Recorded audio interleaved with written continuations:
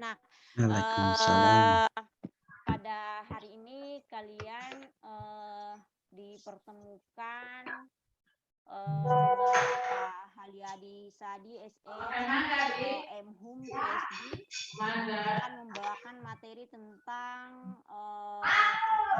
bedah buku sejarah Sulawesi Tengah dan beliau, berkesempatan memberikan satu bedah buku dengan tema itu sejarah sosial kalau tidak salah. Nah, perkenalkan Pak Haryadi ini, adalah dosen program studi pendidikan sejarah, yang lahir di Buton ya, ya sekitar kalau nggak salah 10 Oktober barangkali 2000, apa 10 Oktober kalau nggak salah 10 Oktober 1972 kalau nggak salah. Mohon maaf kalau saya keliru Kanda. Terus kemudian beliau sudah banyak sekali melakukan penelitian-penelitian Anda terkait dengan sejarah, tentang budaya, dan banyak mendapatkan kegiatan-kegiatan dari kementerian. Selain itu beliau juga banyak terlibat dalam berbagai kegiatan-kegiatan penulisan di Kemendikbud dan menjadi pembicara-pembicara nasional bahkan internasional. Nah, kalau kalian ingin mengetahui bahwa Pak Haryadi Sadi termasuk dengan Ananda Muhammad Haikal sudah mengenal beliau. Beliau kurang lebih barangkali ada sekitar 150-an ya, mungkin sekitar 200 judul karya-karya beliau yang bisa kalian akses melalui internet, bahkan secara pribadi juga banyak mungkin dia simpan di rumahnya. Terus kemudian Pak Haryadi itu sebelum menjadi dosen di program studi pendidikan sejarah, beliau sempat menjadi wakil dekan kalau tidak salah di sebuah perguruan tinggi swasta kalau tidak salah apakah di Kendari atau di mana ya, yang jelas di wilayah Buton sana beliau sempat menduduki sebuah jabatan penting di sebuah perguruan tinggi swasta. Tidak tahu kenapa beliau berhenti kemudian hingga kemudian dia melanjutkan pendidikannya di Universitas Gajah Mada bersama dengan mungkin zaman-zamannya Pak Dr. Lukman, Pak Dr. Hasan, Pak Charles Kafilet, termasuk akhirnya hingga kemudian berkenalan dengan Prof. Jurait dan kemudian ke Palu menjadi salah satu dosen yang mungkin sangat dikenal di wilayah Sulawesi Tengah terkait dengan tulisan-tulisan beliau.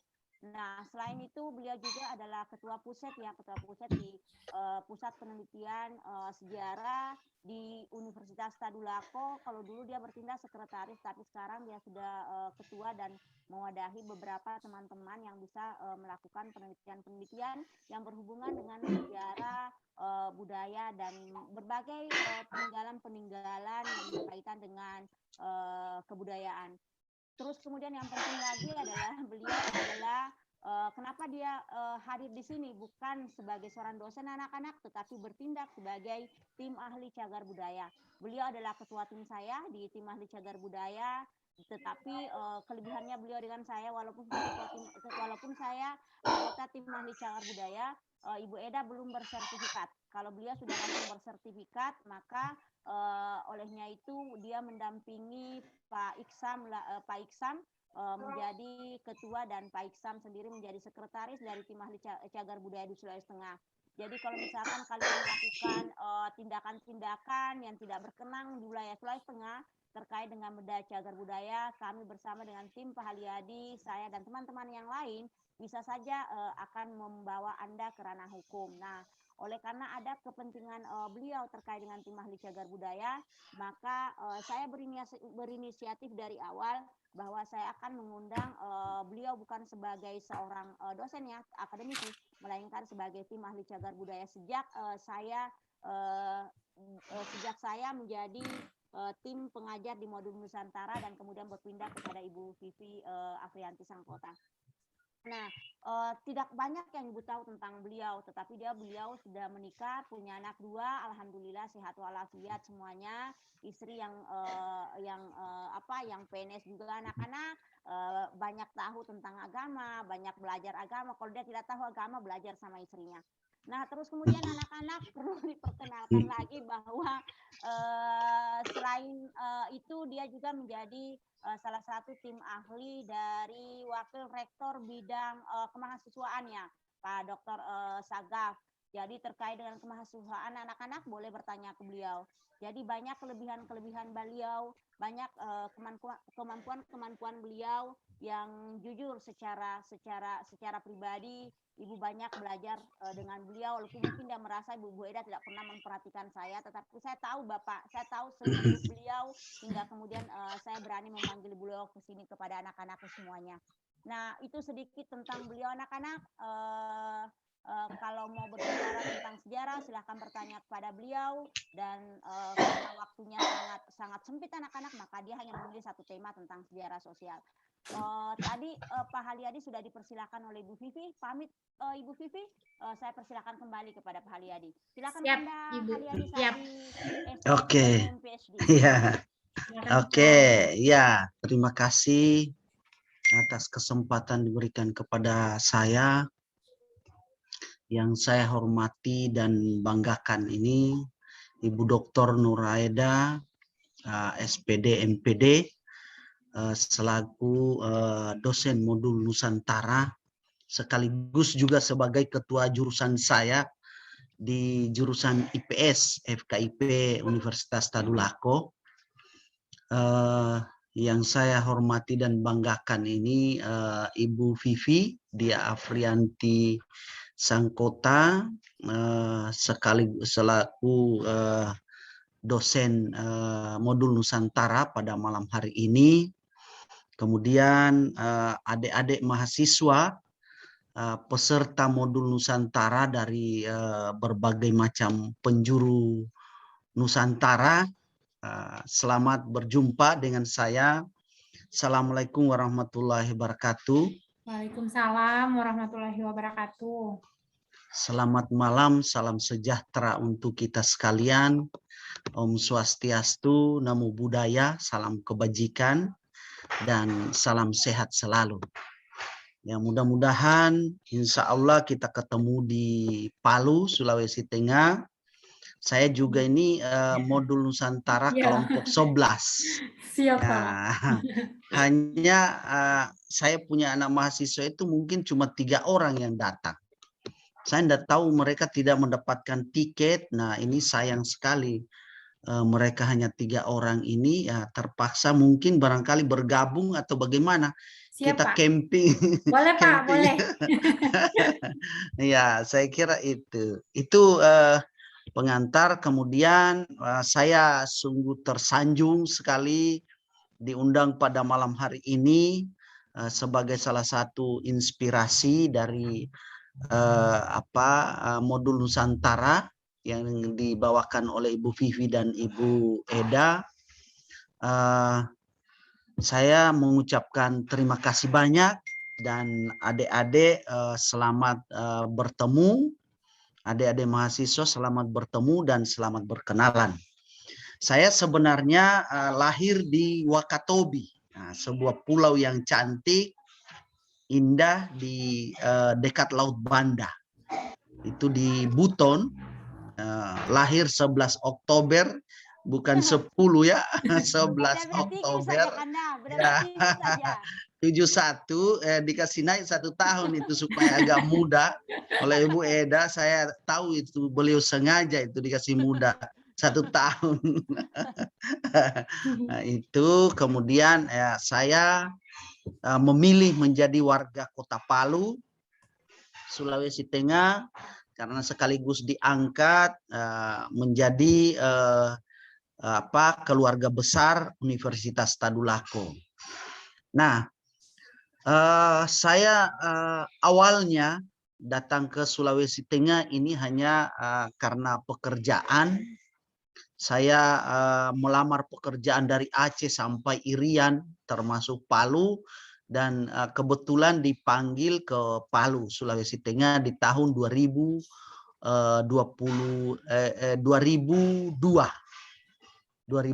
Jadi kurang lebih 19 tahun yang lalu. Nah, Di 19 tahun yang lalu saya mulai karir di Sulawesi Tengah. Kemudian saya punya hobi adalah membaca, meneliti, dan mengajar. Itu jadi hobi saya itu adalah membaca, kemudian meneliti, dan mengajar. Gitu. Itu hobi saya. Nah, mengajar dalam hal ini saya paling suka sekali ketemu dengan mahasiswa, mengajar sekaligus diskusi, duduk-duduk sambil minum kopi. Nah, saya tidak memilih mau di ruangan kelas, atau di luar ruangan kelas, atau di pantai, atau di gunung. Saya tidak memilih itu.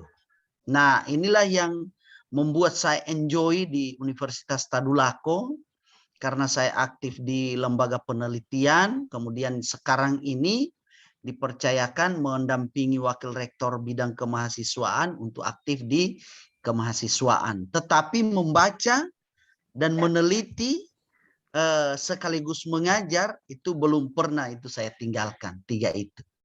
Jadi 3 ini adalah betul-betul menghiasi hidup dan kehidupan saya. Nah, pada kesempatan ini saya diberi kesempatan untuk membawakan salah satu buku yang saya buat, atau kita akan membedah buku yang salah satu buku yang saya buat. Ini ada PPT saya sudah buat. Ini yang mungkin kita bisa diskusikan pada malam hari ini. Jadi pada kesempatan ini kita akan melihat buku sejarah sosial di Sulawesi Tengah, sejarah sosial Sulawesi Tengah, gitu. Nah, buku sejarah sosial Sulawesi Tengah ini bukan tidak memiliki latar belakang, alasan untuk hadir begitu. Tetapi sebelum ada buku ini, saya di tahun 2002 itu sudah mulai mengajar di Universitas Tadulako, tapi selama kurang lebih 4 tahun, 2002 sampai 2006, 2002 itu sampai 2006 itu kurang lebih saya keliling-keliling meneliti. Saya belum menerbitkan apa-apa, saya meneliti, kemudian mencari bahan untuk bahan ajar dan lain sebagainya. Bahan ajar tentu saja berkaitan dengan mata kuliah yang saya pegang. Mata kuliah yang saya pegang itu saya suka sekali itu adalah mata kuliah pengantar ilmu sejarah, mata kuliah metodologi penelitian, mata kuliah filsafat ilmu pengetahuan, dan mata kuliah sejarah sosial. Nah, ini kebetulan dengan Ibu Eda selalu kita bawakan ini sejarah sosial. Karena beliau juga itu memiliki latar belakang ilmu sosial yang baik. Ibu Eda ini, beliau meneliti tentang perubahan sosial di Sulawesi Tengah, gitu. Di Sigi terutama, fokus ke Sigi, tetapi untuk perkembangan dan perubahan sosial di Sulawesi Tengah beliau miliki. Dan kita sama-sama mengajar di mata kuliah sejarah sosial. Inilah latar belakang munculnya buku ini. Nah, buku yang tadi sebenarnya, maaf hari ini saya agak curhat malam ini karena memang saya seharian itu aktif. Yang pertama tadi launching buku saya terakhir, buku yang baru terbit tadi. Jadi kemarin tiba dari penerbit Jogja, kemudian di launching tadi di Al-Azhar. Bukunya itu adalah ini yang di samping kanan, Abdul Basit Arsad, Strategi dan Kiat Unik Sekolah Mencetak Siswa Berprestasi. Jadi tadi itu di Instagram Sulawesi Tengah dipenuhi atau diviral oleh buku yang terbit di Al-Azhar tadi, di launching tadi oleh Bapak Wali Kota Palu. Kemudian lanjut siang itu saya masuk seminar nasional sejarawan Seminar Nasional Sejarah Indonesia Kebetulan baru dimulai kemarin. Nah, saya pemakala dari Sulawesi Tengah salah satu. Saya membahas tentang jalur rempah karena jalur rempah ini juga adalah salah satu hal yang saya tertarik untuk meneliti itu, meneliti jalur rempah. Nah, sekarang ini kita di sejarah, terutama di kajian kajian Nusantara tentang jalur rempah, kita memiliki kelompok untuk menulis jalur rempah. Nah, buku yang saya buat sebenarnya bukan ratusan, baru beberapa ya seperti ini. Ada 8 pulau terluar.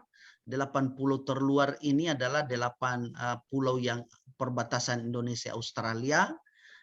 Kebetulan yang sponsori adalah Kemendikbud, dulu Direktorat Sejarah. Kemudian ini 14 tokoh pejuang untuk pembentukan Provinsi Sulawesi Tengah. Kemudian yang ini adalah buku sejarah sosial yang akan kita bahas malam ini. Kemudian yang ini adalah Gerakan Pemuda Sulawesi Tengah.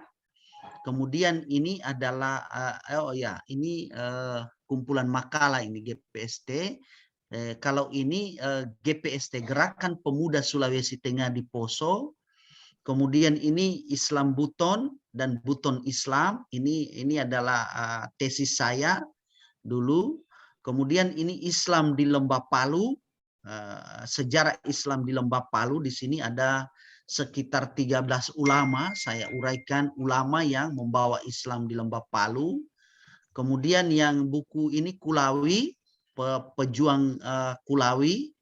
Kemudian ini adalah Molibu, kepemimpinan tradisional. Molibu itu adalah musyawarah adat di Kabupaten Sigi. Kemudian yang ini pahlawan Donggala. Kemudian pejuang Parigi, Moutong. Kemudian Polibuntodea. Polibuntodea ini musyawarah masyarakat. Kemudian prosopografi DPRD Parigi Moutong, ini biografi kolektif. Biografi kolektif itu namanya prosopografi. Kalau biografi perorangan ya baru biografi saja. Kemudian ini perjuangan Puela Sadindi yang kita ajukan lalu menjadi pahlawan tapi tidak sempat. Kemudian ini budaya Bahari, Sasi di Indonesia Timur. Kemudian ini sejarah DPRD Poso, Kabupaten Poso. Kemudian ini sejarah perempuan Sulawesi Tengah. Ini sampul sejarah sosial. Kemudian ini toponimi kota pantai di Sulawesi, jadi Sulawesi Utara, Gorontalo, Sulawesi Tengah, Sulawesi Barat, Sulawesi Selatan, dan Sulawesi Tenggara. Kita 3 orang menulis ini. Kemudian buku terakhir 2 ini, yang pertama Kiai Haji Rustam Arsad, orang Banjar yang ada di Palu, murid guru tua. Kemudian ini buku tadi baru di launching Abdul Basit Arsad. Nah, pada malam hari ini kita akan membahas sejarah sosial Sulawesi Tengah. Yang ini. Ini bukunya, Sejarah Sosial Sulawesi Tengah. Nah, pada awalnya buku ini sebenarnya kita buat berempat. Saya, almarhum Sakir Mahid, kemudian Safrullah Arisanto, kemudian Wilman Darsono. Kemudian nanti kita edit, kita dalami kembali menjadi buku terbitan yang kedua atau terbitan yang agak tuntas ini kita berdua, Halyadi dengan Ismail Sawal. Sejarah Sosial Sulawesi Tengah. Nah, inilah yang akan kita bahas pada malam hari ini. Nah, Sulawesi Tengah itu penampakannya seperti ini di Sulawesi. Ya, peta Sulawesi Tengah. Peta Sulawesi Tengah itu seperti ini. Warna menunjukkan kabupaten. Jadi ada 13 kabupaten kota di Provinsi Sulawesi Tengah ini. Ada Kota Palu. Jadi Provinsi Sulawesi Tengah ini ada 13 kabupaten, ada 12 kabupaten, 1 kota.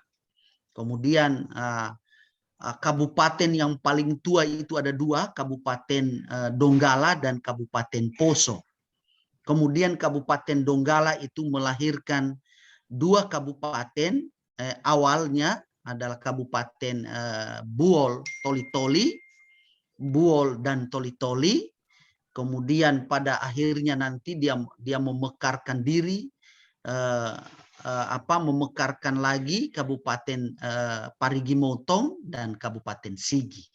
Nah, jadi sudah 4 anaknya, sudah 5 dengan Kota Palu, Kabupaten Donggala. Kabupaten Donggala itu di sekitar ini.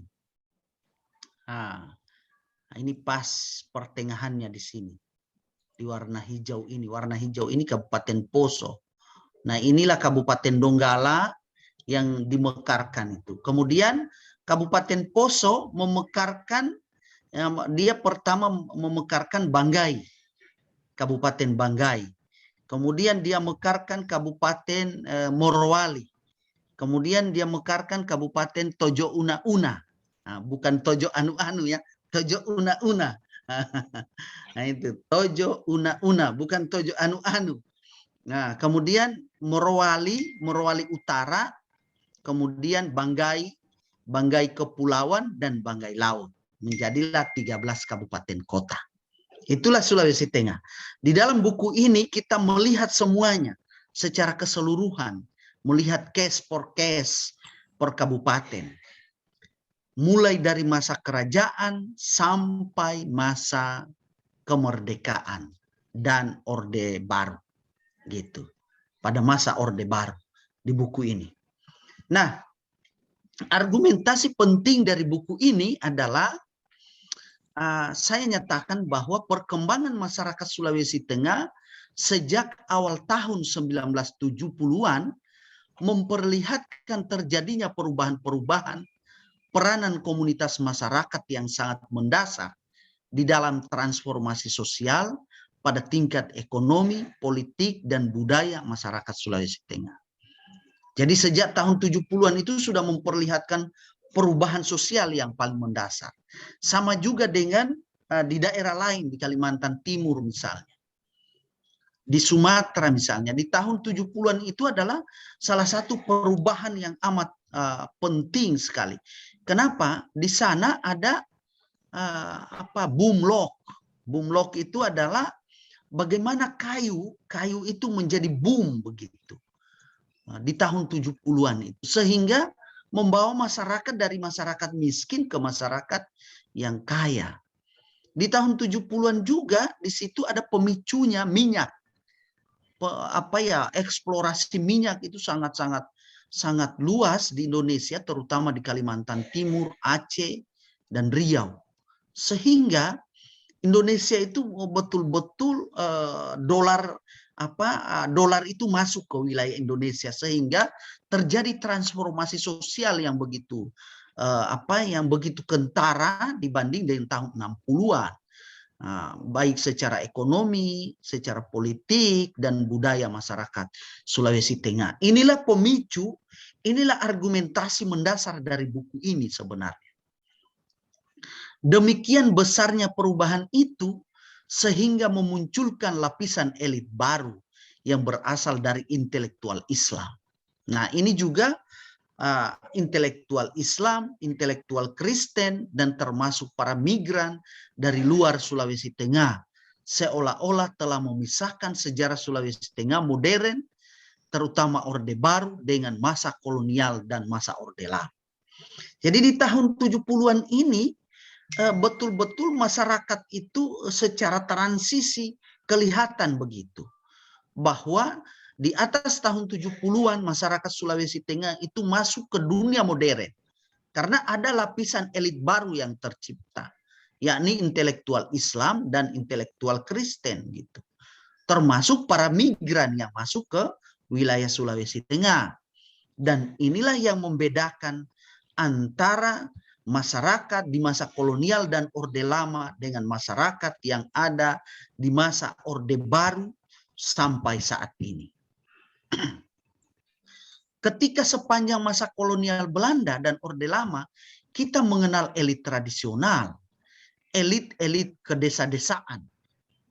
atau rural ya istilah saya. Elit-elit ke desa-desaan atau rural, mereka memiliki tingkat pendidikan yang rendah, bahkan tidak ada, dan tidak memiliki minat terhadap keterlibatannya di dalam birokrasi yang baru terbentuk saat itu. Tetapi pada akhirnya, pada masa Orde Baru di Sulawesi Tengah, kita menyaksikan lahirnya suatu formasi baru dengan kecenderungan baru, pula memunculkan kelompok-kelompok yang lebih ke kota-kotaan atau urban, lebih berpendidikan, dan memiliki orientasi yang kuat terhadap dan keterlibatan yang semakin mendalam di dalam birokrasi, pemerintahan yang semakin tebal, dan bahkan penuh persaingan. Nah, ini saja. Jadi dari sampai tahap ini, argumentasi buku ini sudah jelas bahwa ada transisi di situ. Transisi di tahun 70-an itu sangat kental di Sulawesi Tengah. Kemudian di masa Belanda dan Orde Lama itu masih ada elit tradisional. Sementara setelah tahun 70-an ada perubahan formasi sosial yang ke kota-kotaan. Kalau sebelumnya adalah ke desa-desaan atau ke deson-desoan, rural. Kemudian ada urban. Ini argumentasi penting dari buku. Selanjutnya adalah inspirasi terbitnya buku ini. Pada tahun 2000 lalu baru diterbitkan sebuah buku yang berjudul A Social History of the Media.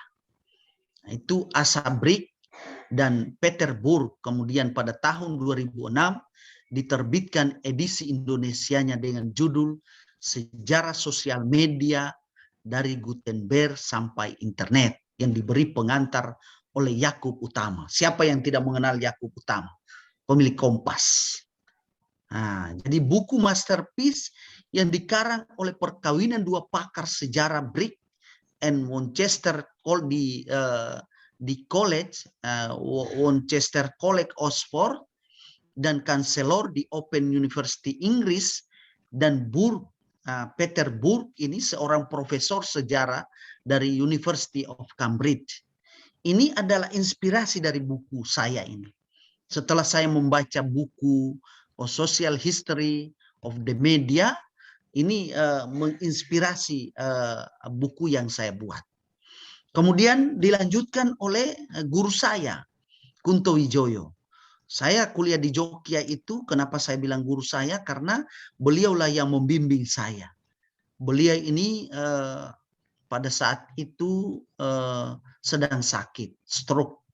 Sudah mati sebelah badannya, tetapi beliau masih membimbing saya dengan cekatan gitu untuk menulis tesis yang berjudul Buton Islam dan Islam Buton yang sudah saya terbitkan. Dalam bukunya yang berjudul Metodologi Sejarah, sudah 2 kali terbit dalam memuat tulisan sejarah sosial. Buku itu menjelaskan bahwa yang dimaksud dengan sejarah sosial adalah the study of structure and process of human action and interaction as they have occurred in social culture context in the record past. Artinya, kajian tentang struktur dan proses tindakan dan interaksi kehidupan manusia yang terjadi dalam konteks sosial kultural dalam masa lampau yang terekam. Inilah yang menarik perhatian saya. Saya mencoba melihat bagaimana pendekatan Kunto Wijoyo dalam melihat struktur sosial, bagaimana melihat proses sosial, aksi-aksi sosial, interaksi sosial, social culture, konteks, itu saya terapkan di dalam buku ini. Lebih jauh lagi dijelaskan bahwa sejarah sosial memuati antara lain struktur dan proses kehidupan sosial, aktivitas dan interaksi sosial, konteks sosial kultural. Kunto Wijoyo Metodologi edisi kedua Yogyakarta, Tiara Wacana 1994, 2003, halaman 39 sampai 57. Jadi jelas inspirasi dari buku tulisan saya ini adalah sangat jelas. Saya apalagi pengikut dari Burg, Brick, kemudian Petersburg, Asa Brick dan Petersburg, kemudian Kunto Wijoyo. Saya kira itu yang menginspirasi saya dalam penulisan buku ini. Kemudian Hobsbawm dan Kunto Wijoyo. Hobsbawm ini adalah seorang peneliti Bendix. Muatan sejarah sosial melingkupi demografi dan kekerabatan, kajian perkotaan, sejarah mentalitas, dan gerakan sosial serta gejala protes sosial. Kunto Wijoyo dalam membagi sejarah sosial itu ada model evolusi, ada model lingkaran sentral, ada model interval, ada model tingkat perkembangan, ada model jangka panjang, menengah, pendek, dan model sistematis. Model-model inilah yang saya ikuti sebagai patron dalam menyusun buku ini. Nah, itu jadi ya semacam pendekatan perkotaan, pendekatan gerakan sosial, pendekatan mentalitas. Kemudian model-modelnya ini adalah bentuk bagaimana membuat tulisan itu menarik dari memanjang dalam waktu dan melebar dalam ruang gitu. Menurut istilah Pak Kunto Wijoyo, memanjang dalam waktu, melebar dalam ruang. Itu analisis wacananya. Gitu. Kemudian ruang lingkup buku ini adalah studi ini difokuskan pada kajian mengenai masalah-masalah sosial, terutama perkembangan kota dan perkembangan desa di Sulawesi Tengah sejak masuknya Belanda dan adanya kerajaan-kerajaan lokal hingga Orde Baru. Batasan ini tidak terlalu kaku mengikuti pola perkembangan sejarah, namun sebagaimana halnya kajian sejarah sosial akan bertumpu pada pola-pola sosial yang berlangsung secara acak, sehingga kajian sejarah sosial kelihatan akan lompat-lompat, namun akan dapat menunjukkan adanya pola sosial yang paten. Jadi ada patron gitu, walaupun kelihatan lompat-lompat, tetapi ada alat ukur yang saya buat di dalam buku ini, sehingga wacananya itu jelas bahwa yang saya maksud sebagai kota itu adalah seperti ini, yang saya maksud sebagai desa itu adalah seperti ini. Sejarah sosial kota itu seperti ini, sejarah sosial desa itu seperti ini. Orientasi teoritisnya. Orientasi teoritisnya itu saya melihat perubahan sosial di Indonesia kebanyakan memperhatikan implikasi secara luas bahwa transformasi sosial dari masyarakat tradisional menuju masyarakat modern tanpa memberikan tempat pada kajian sejarah secara memadai. Nah, ini adalah bentuk secara teoritis saya melihat bahwa perubahan dari masyarakat tradisional ke masyarakat modern itu tidak memadai diberikan kepada kajian sejarah. Sehingga saya membuktikan bahwa kajian sejarah bisa juga dalam proses perkembangan tradisional ke modern gitu. Lansiran ini dikembangkan oleh Kunto Wijoyo dalam kajiannya tentang perubahan sosial di Madura. Namun beliau mendapat ilham dari kajian-kajian yang dilakukan oleh Burger dan Wertheim. Wertheim ini mengkaji Indonesian Transition gitu. Jadi Kunto Wijoyo membuktikan ini adalah di bukunya tentang perubahan sosial di Madura sebagai tesisnya juga beliau di Amerika itu. Konsep yang digunakan dalam buku ini ada dua. Yang pertama adalah kondisi sosial. Jadi kondisi sosial itu mengacu kepada ciri, sifat, atau karakter dari relasi-relasi berkenaan dengan sumber daya tertentu dalam suatu masyarakat, dalam suatu kurun waktu tertentu. Inilah kondisi sosial. Sementara yang kedua adalah kondisi budaya yang mengacu kepada ciri, sifat, atau karakter dari perangkat simbolis yang dimiliki oleh kelompok, komunitas, atau golongan dalam suatu masyarakat mengenai kelompok, komunitas, dan golongan serta mengenai sumber daya yang ada dalam lingkungan mereka dan penguasaannya. Gitu. Jadi dua konsep ini yang saya kembangkan dalam buku ini ada konsep kondisi sosial dan kondisi budaya.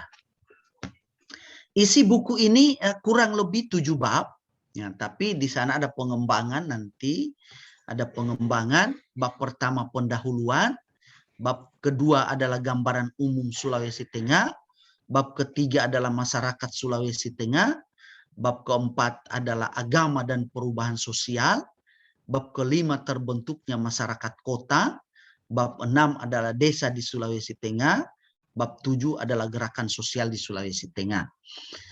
Maaf, waktu saya masih ada atau gimana? Ibu Vivi? Masih ada, Pak. Aman, Pak. Oh ya, oke. Ya, jangan terlalu nanti bosan ya membahas karena ini Betul, Pak. agak serius. Tidak ini, atau kalau ada lagu kita dengar musik dulu. Ada lagunya? Tidak ada. Lanjut ya. Oke. Lanjut. Nah, jadi kurang lebih 7 bab ini. Ada masyarakat kota. Jadi inti daripada buku ini ada perubahan sosial, kemudian ada masyarakat kota, ada masyarakat desa, kemudian ada gerakan sosial di Sulawesi Tengah. Ini sebenarnya yang kita dalami, mungkin sebentar kita akan diskusikan.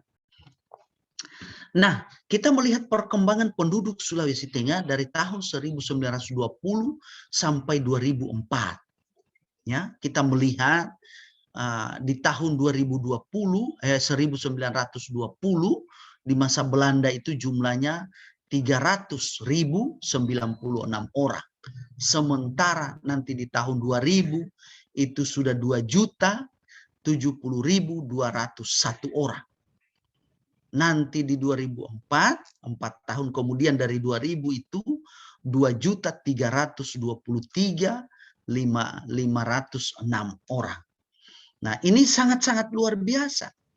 Sangat luar biasa nih perkembangan penduduk Sulawesi Tengah. Tapi kalau kita melihat dari komposisi laki-laki dan perempuan, sebenarnya agak aneh di tahun 1920 itu, di awal-awal itu, karena kita melihat lebih banyak laki-laki dengan perempuan. Kalau di daerah lain, di daerah adik-adik mahasiswa itu pasti banyak perempuan dibanding laki-laki, gitu. Nah, begitu juga di 1930 ada 280.000, sementara perempuan 202.000. Nah, sampai di tahun 1961 laki-laki itu 353.000, sementara perempuan 336.000. Jadi masih banyak laki-laki. Ini kan sebenarnya hal yang aneh ini. Begitu juga di tahun 71, 467.000, sementara perempuan 446.000. Begitu juga di tahun 80, 662.000, perempuan 622.000 saja. Di tahun 90, 876.000, sementara perempuan 834.000. Nah, ini kan aneh. Di tahun 2000 ada 1.063.000, sementara perempuannya 1.015.000.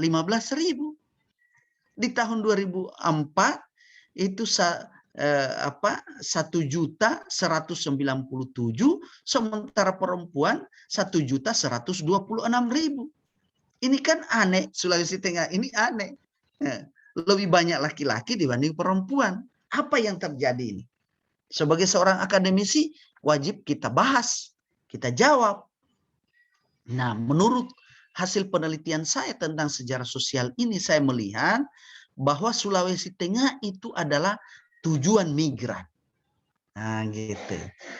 Orang migran, ciri khas migran itu adalah laki-laki dulu yang datang, nanti dia survive, baru perempuan, baru istrinya datang. Contohnya saya ini dari Wakatobi. Saya datang ke Sulawesi Tengah ini sudah menikah. Tapi istri saya tinggal dulu di kampung. Nanti ada rumah saya di sini, nanti lolos di Untan. Setelah ada rumah, baru saya datangkan istri saya gitu. Sehingga lebih duluan laki-laki ketimbang perempuan. Inilah yang membuat sebenarnya di Sulawesi Tengah ini terancam konflik. Karena banyak laki-laki suka berkelahi. Kalau banyak perempuan, gonat laki-laki untuk berkelahi itu biasa diredam oleh perempuan gitu. Sampai saat ini di Poso itu kenapa terjadi? Saya melihat lebih banyak laki-laki dibanding perempuan. Tapi kecenderungannya sekarang sudah lebih banyak perempuan dibanding laki-laki, terutama di Kota Palu dan sekitarnya gitu. Untuk masa-masa sekarang ini. Makanya saya pernah membuat satu makalah yang aneh, judulnya begini. Kota Palu dari kota feminin, dari kota maskulin ke kota feminin. Nah, itu menarik sekali, saya punya makalah itu. Saya tampilkan di seminar internasional di Surabaya waktu itu. Nah, data penduduk 2014 2004 dan 2021 bisa kita lihat seperti ini. Nah, ini ya. Kalau ini yang berwarna ini data 2004 tadi ya, 2004. Nah, 2004 itu totalnya itu 63 luasnya ini per kelurahan. Luas per kelurahan dan lain sebagainya. Nah, tadi di data 2004 tadi jumlahnya itu 2.324.506. 2.300.000. Sementara di 2021 itu 2.985.734. Ya, jadi tetap naik ke Sulawesi Tengah sebagai tujuan migran. Nah, tujuan migran. Nah, disinilah bisa kita melihat tingkat kepadatan penduduk. Tingkat kepadatan penduduk di Sulawesi Tengah itu di mana yang paling banyak begitu. Nah, Kota Palu itu sama dengan Kota Donggala. Nah, ini 373.216, kemudian Donggala itu 300, begitu juga Banggai 362. Nah, itu ya 362. Jadi Sulawesi Tengah ini yang paling ramai itu adalah Kota Palu, kemudian Banggai Luwuk ini karena memang di sana ada tambang, kemudian Parigi Motong bahkan lebih banyak karena memang luas, dia punya wilayah, kemudian menyusul Toli-Toli, Sigi, yang paling sedikit penduduknya itu Banggai Laut karena memang dia pulau kecil di sana. Sebuah kabupaten yang paling kecil di sana. Nah, itu ya. Nah, suku di Sulawesi Tengah. Untuk kesimpulan para ahli di Sulawesi Tengah ini ada 12 suku. Saya antara setuju dan tidak ini sebenarnya 12 suku ini karena setelah kita teliti lebih mendalam, bahkan lebih banyak lagi, misalnya ada suku Kaili, suku Kulawi, suku Tomini, suku Lore, suku Pamona, suku Mori, berada di Kabupaten Poso. Ada suku Bungku di Kabupaten Poso dan Morowali, suku Saluan, ada suku Banggai, suku Balantak, suku Buol, dan suku Toli-Toli. Nah, apa yang tidak disebut di sini? Masih banyak. Ada suku Bajo, dan lain sebagainya. Mohon maaf, saya terima dulu telepon. Halo, Mas. Waalaikumsalam.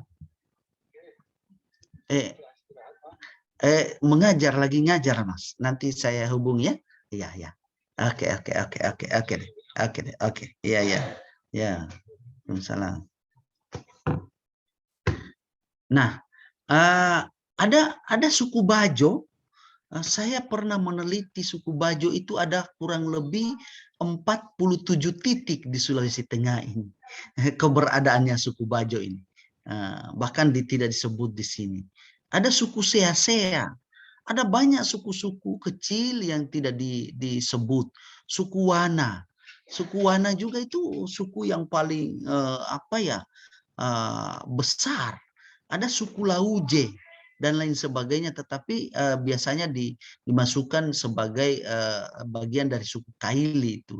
Ada Lauje, Balanta, ada Seasea, ada banyak sebenarnya kalau kita, tapi ini adalah kategori yang terlalu luas, nah gitu. Tapi di literatur untuk Sulawesi Tengah kita biasa menemukan ini, tetapi di buku ini tetap kita akui ada 12, tetapi kalau toh ada kasus-kasus di suku-suku yang tidak disebutkan, itu kita jelaskan juga, ya seperti itu. Kemudian kerajaan di Sulawesi Tengah. Orang bertanya, ada nggak kerajaan di Sulawesi Tengah? Kerajaan di Sulawesi Tengah itu sangat banyak. Ada kerajaan kecil, ada kerajaan besar. Yang saya sebutkan di sini adalah kerajaan-kerajaan besar saja. Kerajaan Banawa, ini di Donggala. Kerajaan Sigi di Sigi. Kerajaan Tatanga di Palu. Kerajaan Besusu di Palu. Kerajaan Tawaeli, kerajaan Besusu ini kerajaan Palu sebenarnya. Kerajaan Tawaeli, kerajaan Poso, kerajaan Napu, kerajaan Tojo, kerajaan Togian, kerajaan Parigi, kerajaan Moutong, kerajaan Lambunu, kerajaan Kasimbar, kerajaan Sausu, kerajaan Mori, kerajaan Banggai di Banggai, kerajaan Toli-Toli, dan kerajaan Buol, dan lain sebagainya. Ada kerajaan-kerajaan kecil yang tidak disebutkan biasanya. Ini ada kerajaan Kulawi yang belum masuk, sebenarnya banyak. Ada kerajaan Napu, kerajaan Pekurehua. Nah, itu banyak sekali kerajaan yang ada di Sulawesi Tengah. Tetapi kerajaan di Sulawesi Tengah ini beda dengan kerajaan di Jawa. Kalau di Jawa itu ada keratonnya, kalau di sini cuma kedaton saja. Siapa yang menjadi raja, rumahnya diangkat sebagai kedaton. Tidak ada keraton bentengnya. Benteng keraton itu tidak ada. Dia cuma kedaton saja. Nah, makanya berbeda. Jadi kalau adik-adik bertanya, ada kerajaan kok tidak ada rumah raja. Rumah rajanya itu hanya karena berpindah-pindah siapa yang jadi raja, itulah rumahnya dia. Yang ada itu setelah masuk Belanda dibikinkan rumah raja. Seperti di Banggai ada rumah rajanya, di Mori ada rumah raja, di Kulawi ada rumah raja. Kemudian kalau di Palu memang masih ada rumah rajanya, rumah Yojokodi.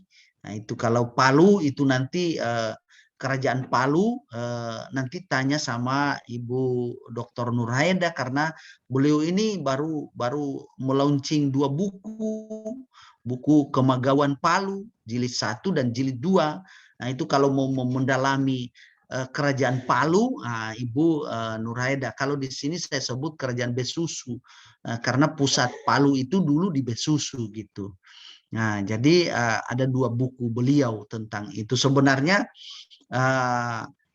sejarah sosial ini juga menginspirasi hadirnya buku-buku tentang kerajaan-kerajaan di Sulawesi Tengah.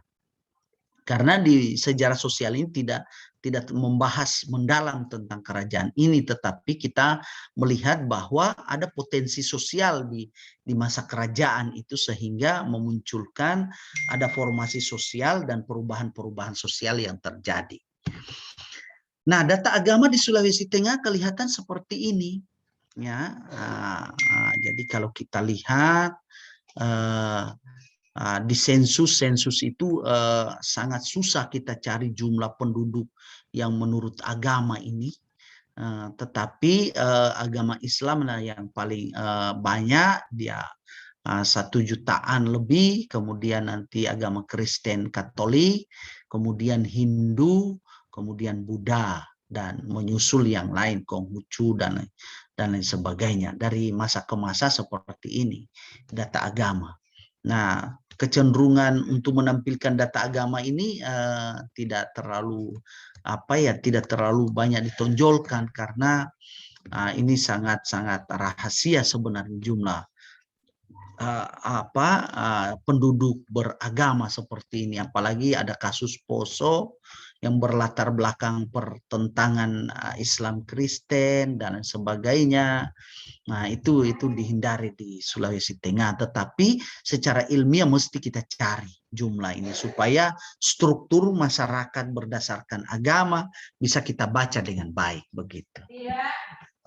Nah, data agama di Sulawesi Tengah di 2021 tinggal ditunjukkan secara persentase seperti ini.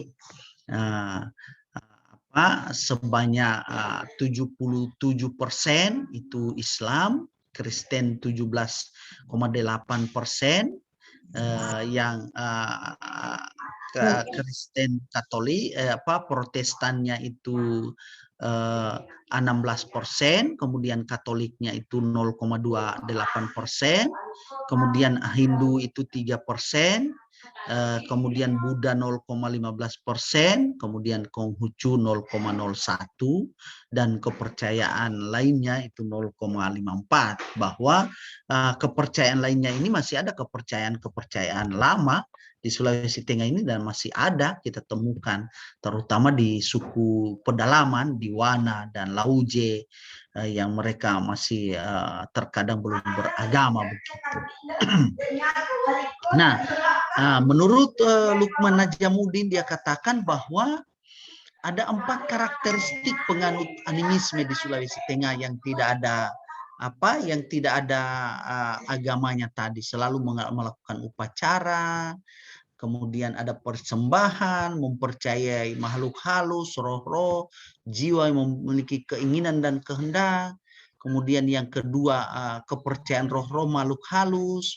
Yang ketiga, ada posisi ambivalensi untuk ditakuti. Kemudian yang keempat adalah memiliki kekuatan dibanding dengan kekuatan manusia gitu.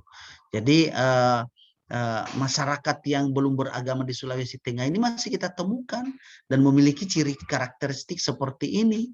Nah, Dr. Lukman Najamuddin ini wakil rektor bidang akademik, juga dari jurusan sejarah ini, menulis tentang agama primitif ke agama Kristen, perubahan dari agama primitif ke agama Kristen ini. Kalau kita mau melihat bukunya, makanya kita pakai juga untuk dasar melihat perkembangan agama di Sulawesi Tengah.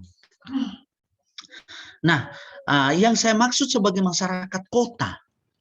Masyarakat kota ini, studi mengenai masyarakat kota di Sulawesi Tengah diarahkan pada kota kolonial. Nah, jadi argumen awal kita itu melihat bahwa Sulawesi Tengah itu ada kota kolonial.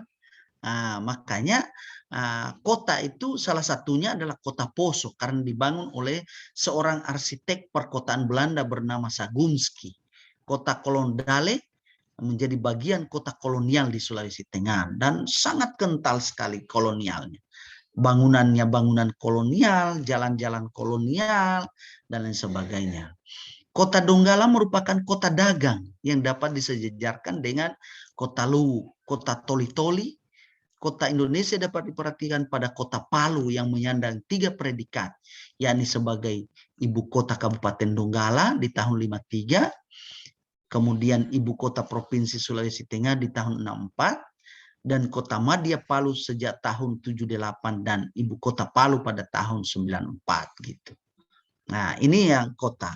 Studi mengenai masyarakat desa di Sulawesi Tengah dalam tulisan ini diarahkan pada desa-desa tradisional, tinggal dapat diperhatikan pada masyarakat pedalaman disebut sebagai suku terasing dan atau komunitas adat terpencil. Desa-desa seperti ini tersebut di daerah Wana, Napu, Bada, Lore, Lauje. Kemudian desa-desa di Sulawesi Tengah yang mengalami kemajuan yang amat signifikan tentu saja terjadi di kota-kota dan sekitarnya, tersebar di sepanjang jalan yang menjangkaunya. Itulah yang saya lihat sebagai kota dan desa di Sulawesi Tengah. Nah, masyarakat desa ini di Sulawesi Tengah diarahkan pada desa tradisional yang muncul pada masa Orde Lama, Orde Baru. Desa-desa tradisional dihuni oleh masyarakat yang tinggal dan diperhatikan pada masyarakat pedalaman yang disebut suku terasing. dan atau komunitas adat terpencil desa tersebut seperti Desa Tajio, Desa Wana, Napu, Bada, Lore, dan Lauje. Kemudian desa-desa di Sulawesi Tengah mengalami kemajuan yang agak signifikan, tentu saja terjadi di sekitar kota-kota dan sekitarnya, tersebar di sepanjang jalan yang telah menjangkaunya. Namun kalau dilihat dari sekarang ini maksudnya 2006 lalu, desa-desa pengkategorisasian desa-desa tersebut tidak dapat lagi karena sudah menjadi satu sehingga kita hanya dapat menentukan dan menyampaikan pada proses perkembangannya. Kenapa saya bilang sekarang 2006? Karena buku ini dibuat tahun 2007.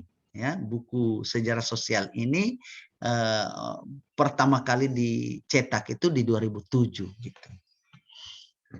Nah, gerakan sosial. Nah, gerakan sosial menurut Sartono Kartodirjo itu dikatakan bahwa gerakan sosial yang dapat diperhatikan memiliki ideologi gerakan yang perlu diperhatikan secara seksama untuk dikaji secara lebih mendalam gitu. Nah, menurutnya gerakan ideologi itu ada berapa jenis? Ada gerakan mesianisme, juru selamat, ada gerakan Ratu Adil, ada gerakan nativisme, ada gerakan kenabian, ada gerakan penghapusan kembali, dan gerakan-gerakan penghidupan kembali. Hampir semua model gerakan ini kita temukan dalam gerakan sosial di Sulawesi Tengah, terutama pada saat gerakan melawan Belanda dan gerakan melawan Jepang gitu. Nah, di buku ini kita membahas tuntas tentang gerakan-gerakan itu. Nah, masyarakat Sulawesi Tengah secara sosial itu dipengaruhi oleh kota kolonial ini sebagai Poso. Begitu juga Donggala gitu. Nah, jadi kota-kota di zaman kolonial mempengaruhi masyarakat Sulawesi Tengah secara sosial begitu. Nah, kota di Indonesia dapat diperhatikan pada kota Palu begitu. Nah, jadi Palu itu adalah salah satu bentuk kota yang tercipta di masa kemerdekaan Indonesia gitu, atau di masa Orde Baru gitu.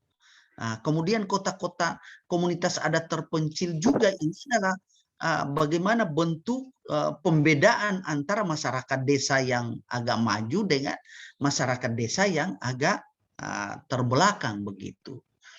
Nah, pada akhirnya nanti ada masyarakat baru di Sulawesi Tengah.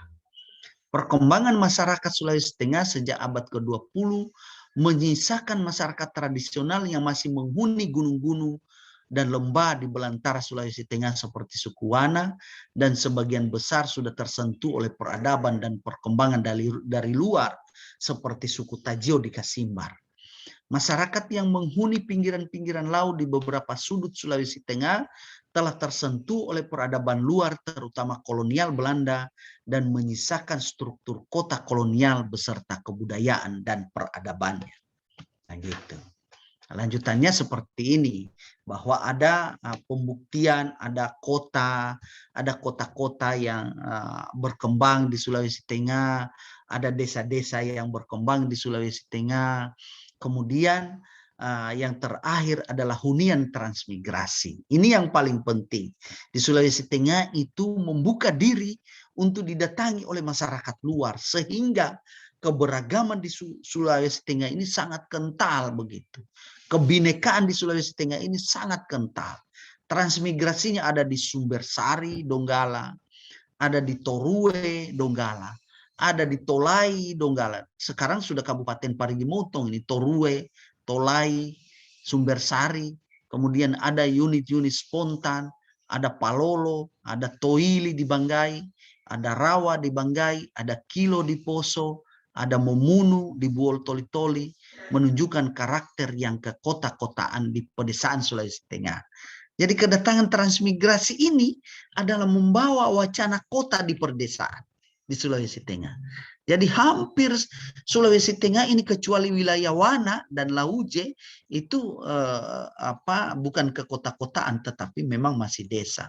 Tetapi ketika disentuh oleh peradaban transmigran, orang luar terutama dari Jawa, Bali, ini membawa Sulawesi Tengah kepada satu situasi sosial yang berbeda di sejak tahun 50-an begitu dibanding dengan yang tahun 80-an, 2000 dan sampai sekarang.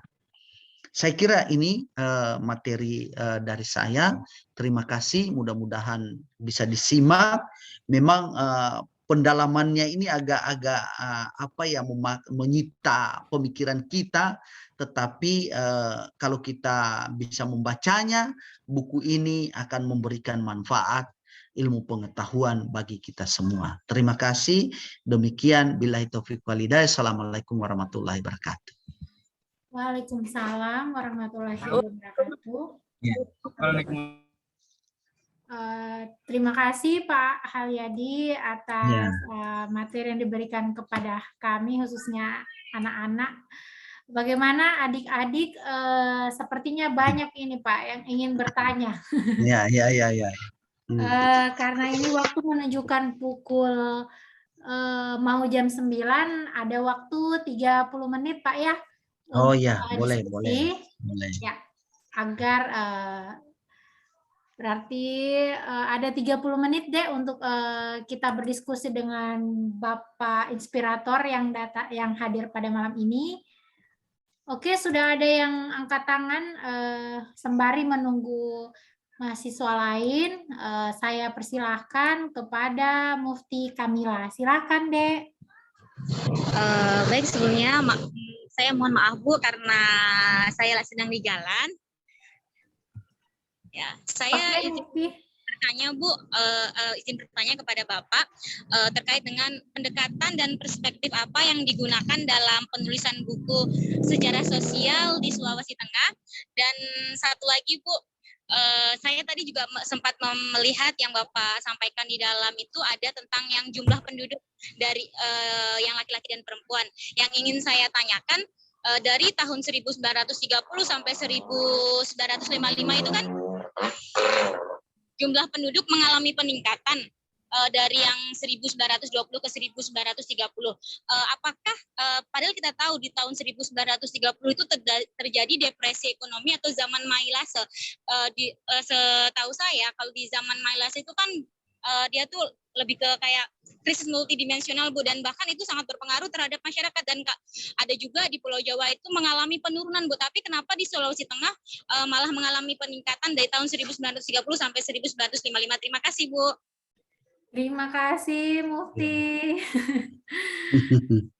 Ya, sepertinya Mufti dari tadi menyimak apa yang disampaikan oleh Bapak Halyadi. Ya, baik Pak, apakah menunggu mahasiswa lain atau langsung langsung supaya supaya langsung. Oke. Terima kasih Mufti Kamila. Ya. Ini pertanyaan yang menarik. Ya. Pendekatan dan perspektif apa dalam menulis sejarah ini? Saya menggunakan pendekatan multidimensional. Multidimensional itu adalah pendekatan komprehensif. Di sana ada pendekatan sosialnya, situ ada pendekatan politiknya, di situ ada pendekatan sosial budayanya, dan lain sebagainya. Saya kira itu ya, untuk pendekatan. Begitu juga perspektifnya. Perspektif itu adalah salah satu cara pandang ya gitu. Jadi saya memandang masyarakat Sulawesi Tengah ini adalah masyarakat plural.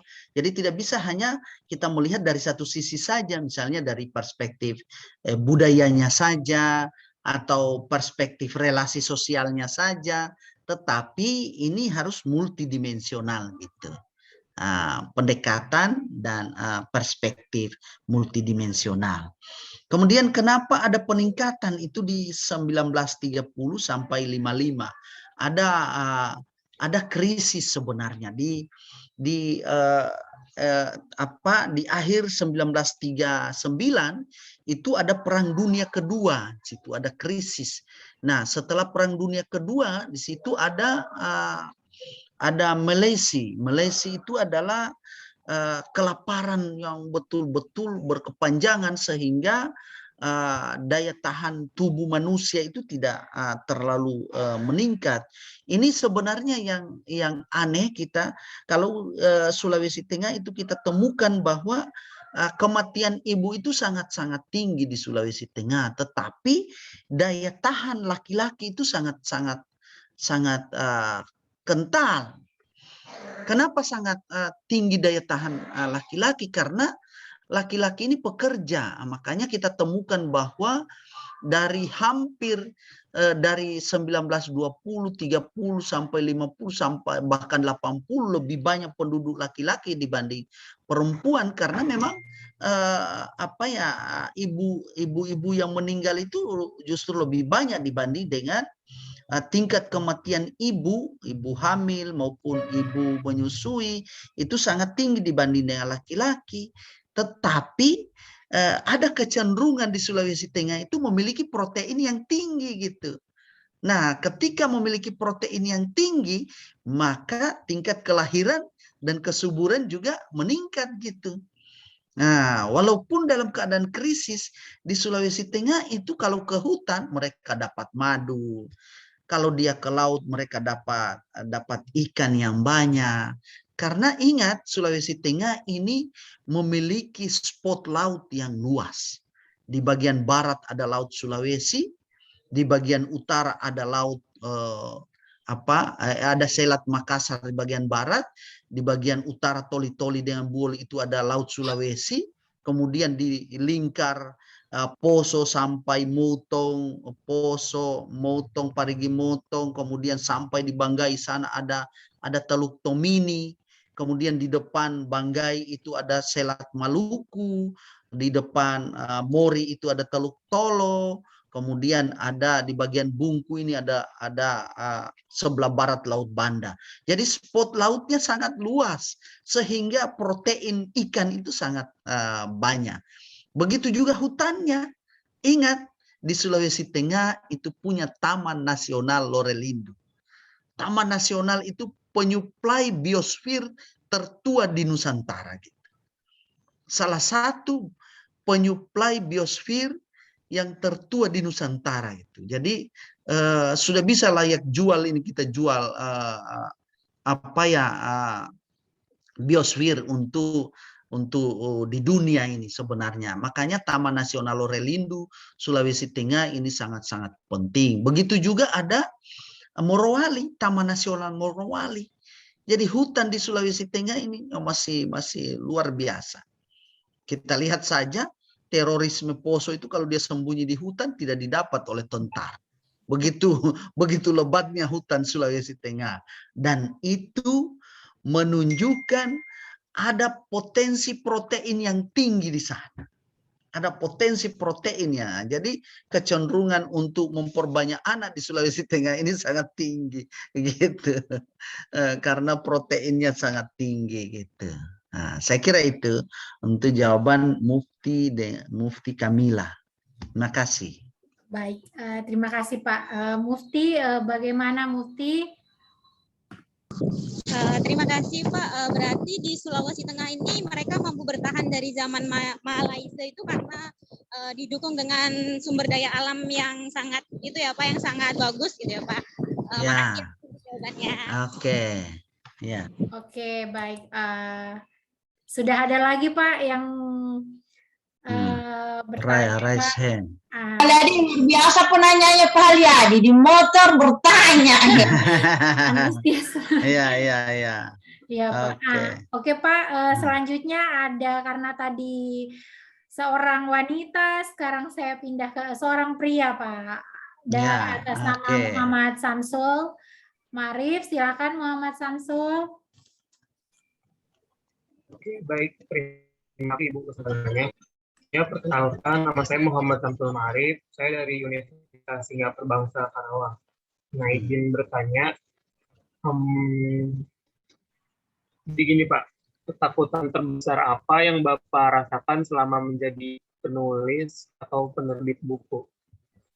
Rodi, kayak gitu pertanyaannya. Coba ulangi, saya tidak dengar. Gini, ketakutan terbesar apa yang Bapak rasakan selama menjadi penerbit atau penulis buku? Oh iya, baik Pak. Oke. Oke. Ya. Oke. Ketakutan ya. Iya, ketakutan apa Nah. yang Bapak rasakan selama menjadi penulis buku, Pak? Ya. Pak, menulis sejarahnya orang terkenal. Ya. Ya, sebenarnya jadi penulis itu satu tantangan yang luar biasa.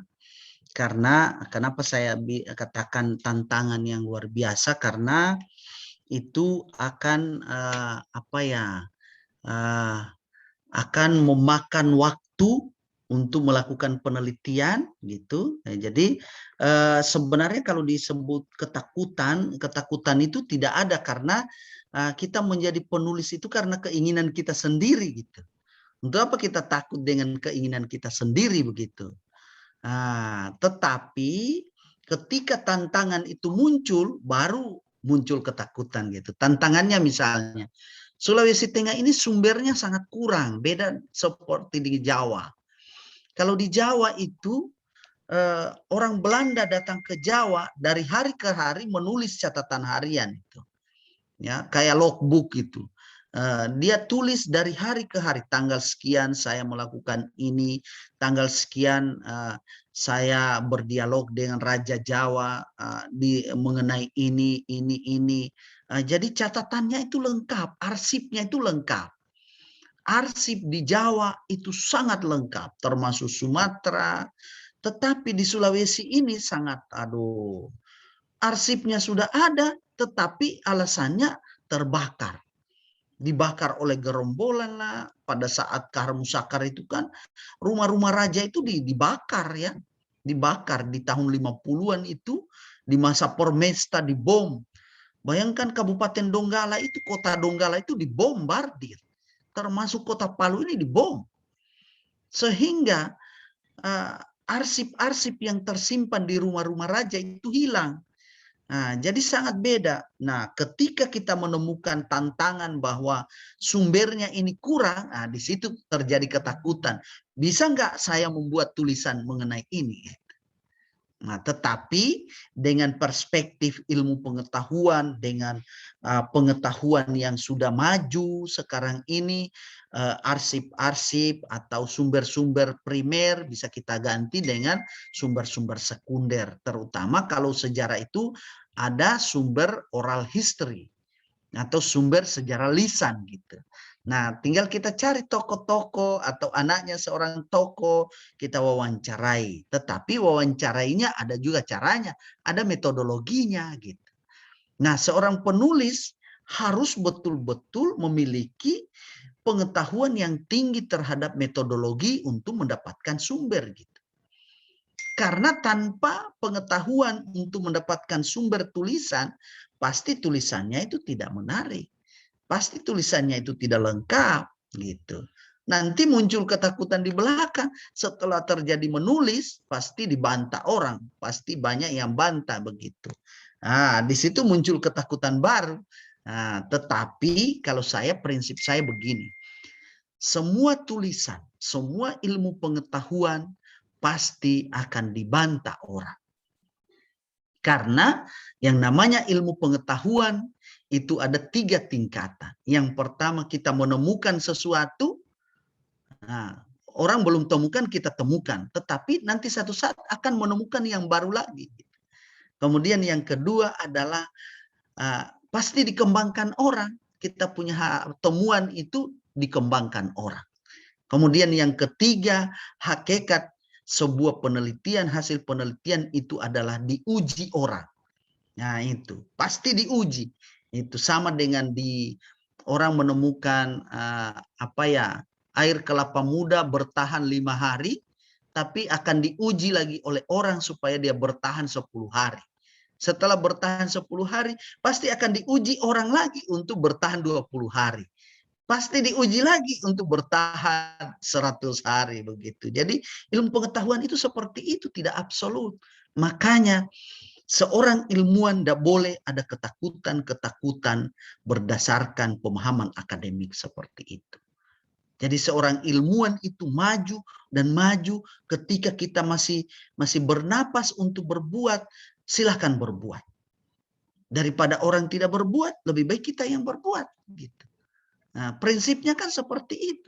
Walaupun kebenaran itu sudah mutlak, tetapi dalam ilmu pengetahuan masih bisa kita uji. Nah, gitu. Betul Masih Pak kita Haryadi, betul. Ya, itu sebenarnya prinsipnya. Saya dengan Ibu Eda itu seperti itu. Banyak sekali dibantah orang. Silakan. Mau pahidul, mau Ya seperti itu. Nah, tapi kita tinggal ketawa saja.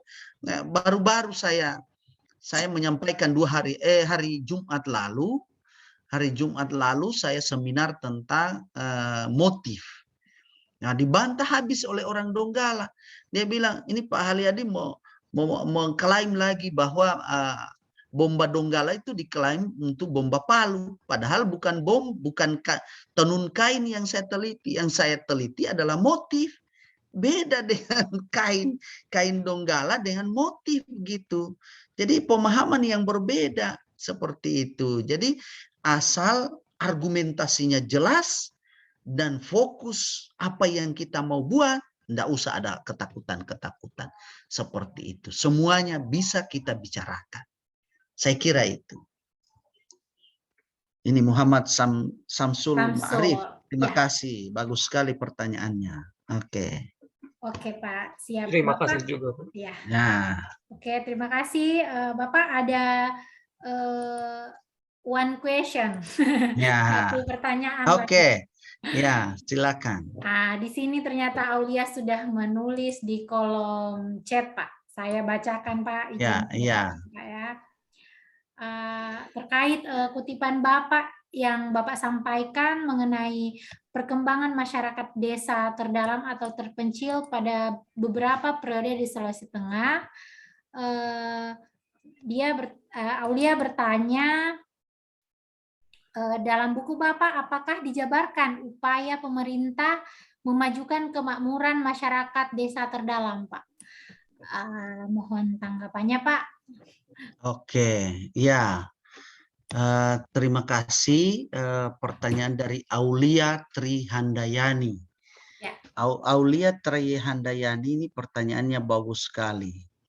Nah, sebenarnya manfaat dari sebuah penelitian itu adalah ketika dibaca oleh pemerintah, dia akan melihat bahwa oh rupanya masyarakat kita itu seperti ini gitu. Ketika kita mengklasifikasi, oh ada masyarakat ada terpencil atau masyarakat pedalaman atau masyarakat terdalam di konsep Sumatera, masyarakat terdalam, masyarakat anak dalam. Ada masyarakat terpencil, kemudian ada desa-desa yang maju, ada desa yang kekota-kotaan. Itu adalah sebuah patron yang harus digunakan oleh pemerintah untuk ukuran kesejahteraan gitu. Nah, ketika kita menemukan ada masyarakat terpencil tetapi dia punya asupan makanannya cukup, itu tidak perlu bingung, pemerintah tinggal mengarahkan saja sebenarnya. Inilah manfaat dari sebuah penelitian dan buku. Buku kita itu selama ini hanya dikonsumsi oleh orang yang ada di perguruan tinggi. Harusnya dikonsumsi oleh pemerintah untuk usaha kesejahteraan masyarakat. Kita memilah, ya, kita mengkategorisasi masyarakat. Ada masyarakat masih seperti ini, istilah di BKKBN itu masyarakat sejahtera, masyarakat prasejahtera.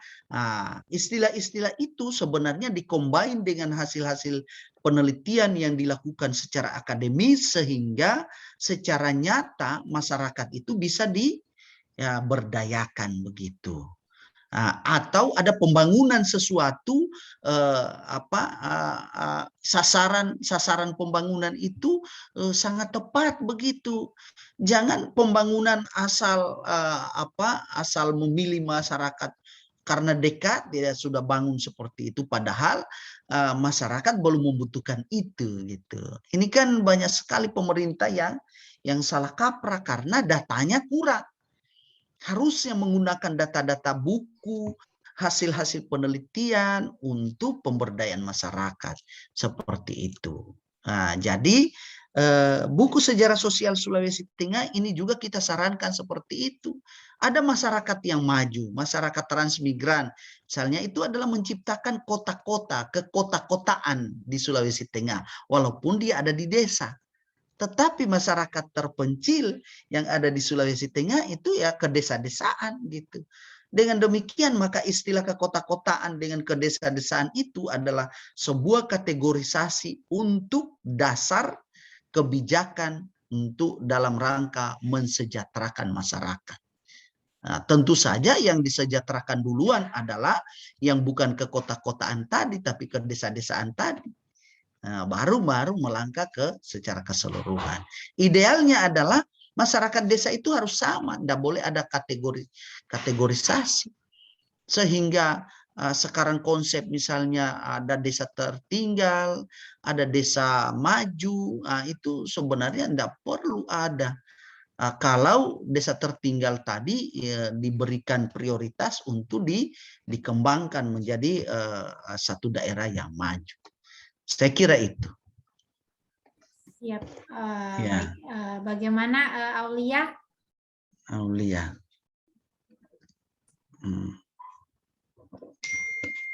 Aulia Trihandayani. Oke, baik. Oke. Saya rasa sangat-sangat jelas apa yang disampaikan oleh Pak Haryadi. Selanjutnya ada pertanyaan lagi, adik-adik. Waktu masih 15 menit lagi. Gimana? Atau mau bertanya di mana buku Pak saya bisa dapatkan untuk bisa saya baca? Karena ada beberapa mahasiswa Pak yang mahasiswa saya ini ada 9 mahasiswa Pak yang ke Palu.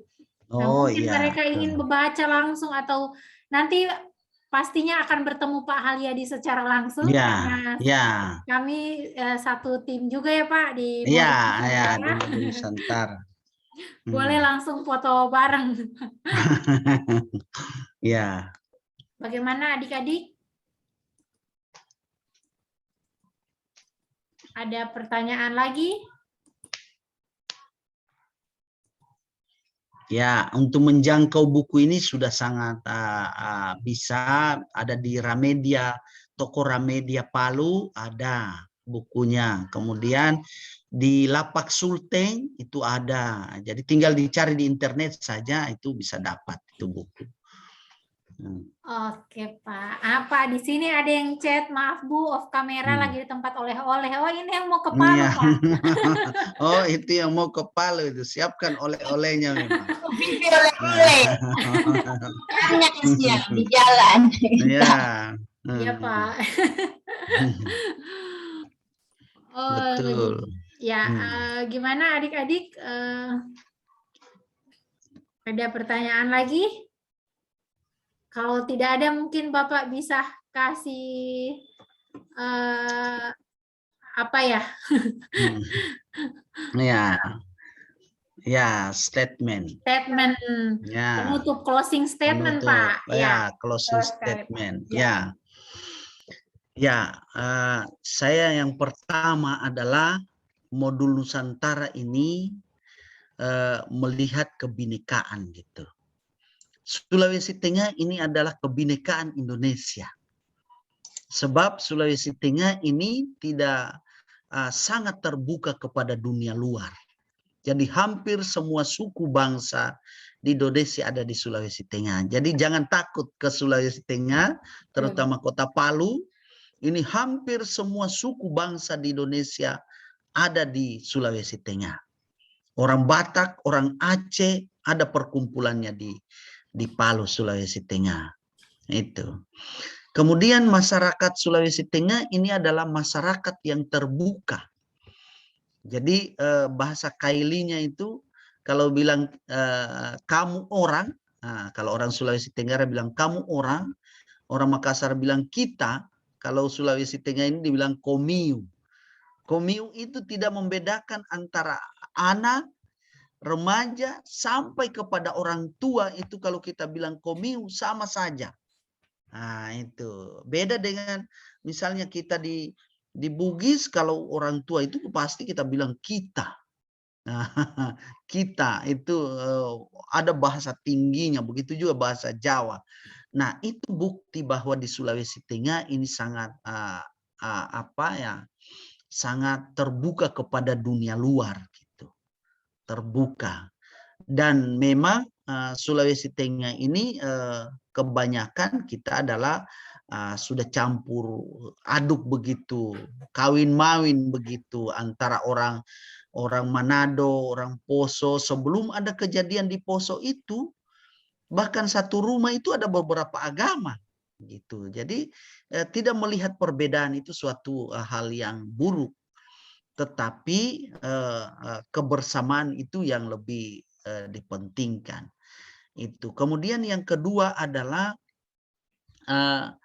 dalam buku saya ini terbukti bahwa ada perubahan-perubahan yang terus-menerus terjadi di Sulawesi Tengah. Perubahan inilah yang membuat Sulawesi Tengah ini dibanding dengan daerah lain karakternya agak berbeda begitu. Karena perubahan inilah yang memicu terjadinya transformasi sosial ke arah yang lebih baik. Contohnya misalnya pasca bencana, harusnya orang Palu ini sangat sedikit warganya.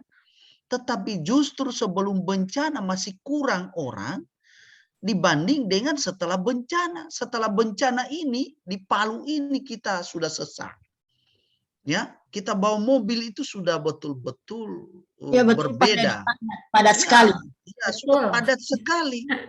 Saya lihat bahwa ada pertambahan penduduk yang tinggi di kota Palu ini. Jadi gempa bukan lagi sesuatu hal yang menakutkan, tetapi ini adalah sebuah tantangan. Jadi ke Palu jangan takut akan terjadi gempa, karena gempa ini terbukti dia berlangsung hampir puluhan tahun baru terjadi lagi.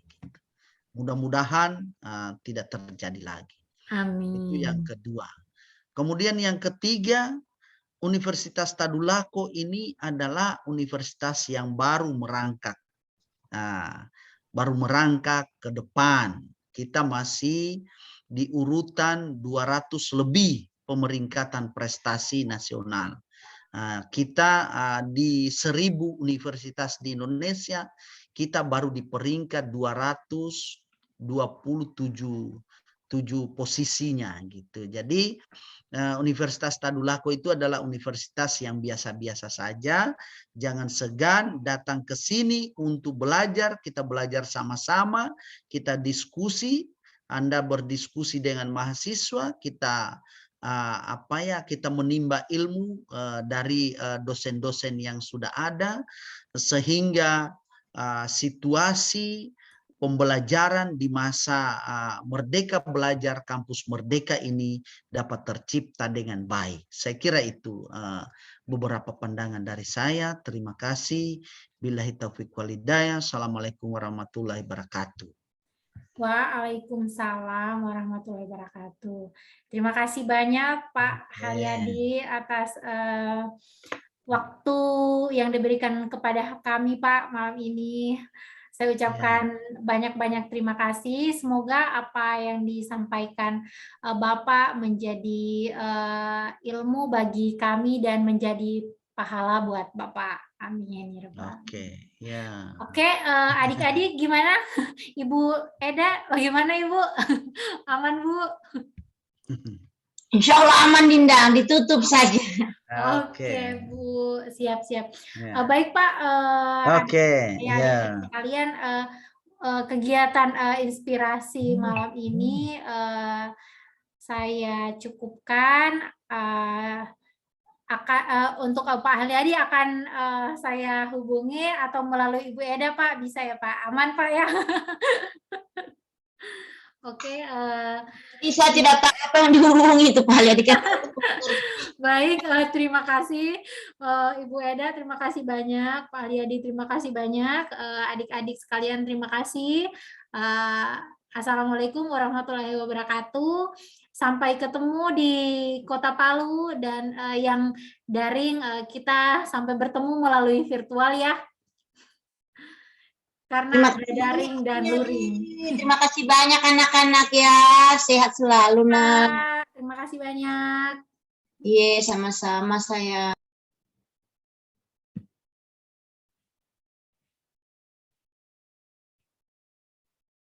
Oke, terima kasih. Bye semuanya. Terima kasih Ibu. Terima kasih Ibu. Sampai ketemu di Palu. Kasih Bu. Yo.